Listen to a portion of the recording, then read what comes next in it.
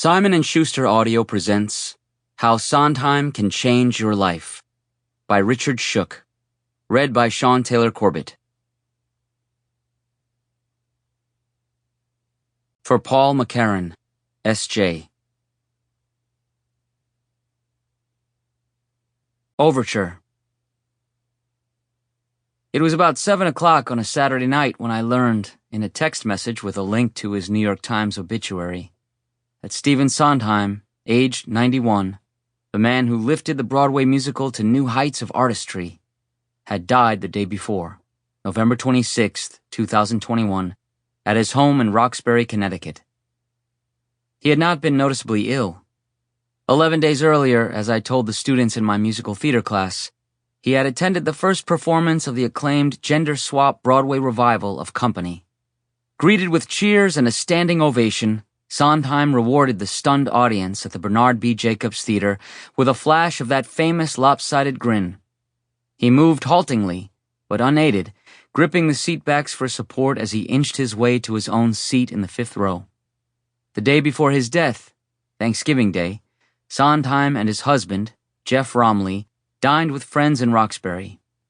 He was frail, they recalled, but as quick-witted as ever and bursting with backstage gossip. Yet he collapsed soon after returning home with Romley and never regained consciousness. That Saturday night, I was at my home watching Tick, Tick, Boom, the musical biopic about Jonathan Larson, composer and lyricist of Rent.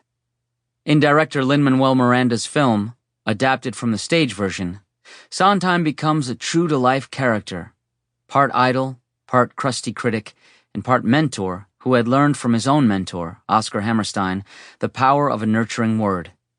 Bradley Whitford played Sondheim with studied precision, contorting himself, as he put it, into a crooked smile on an unmade bed.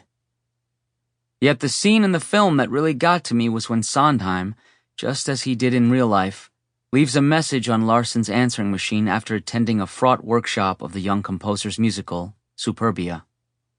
"It's first-rate work, and it has a future," Sondheim said. "And so do you." He wrote that line himself for the screenplay. He recorded it, too, for the film. The prophetic voice on the telephone was, thrillingly, Sondheim's own.